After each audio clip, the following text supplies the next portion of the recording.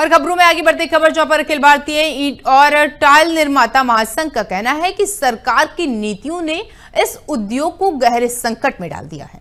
2017 में जीएसटी लागू होने के बाद ईंट निर्माताओं को कंपोजिशन स्कीम का लाभ दिया गया था। उस समय 1% कर था, लेकिन 2022 में ये स्कीम खत्म कर दी गई और टैक्स दरें कई गुना बढ़ा दी गई।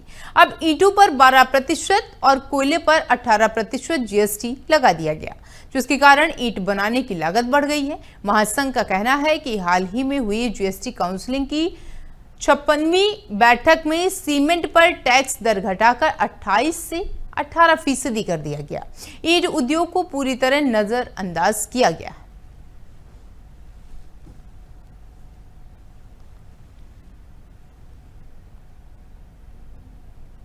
तो ये खबर और आया वो वन नेशन वन टैक्स के रूप में, और उसमें जो एमएसएमई सेक्टर के उद्योग हैं उन्हीं के साथ और व्यापारियों के साथ 1.5 करोड़ की कंपोजिशन स्कीम में ईंट भट्टे को रखा हुआ था।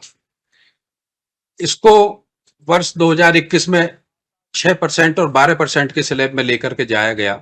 हमारी मांग लगातार ये रही है कि पूर्ववत वाला स्लैब हम पे लागू हो, और वर्तमान में ये अब और हो गया है नया कि जो 50% लागत ईंट बनाने में कोयले पे आती थी उसको 5% से 18% के स्लैब में ले जाया गया है।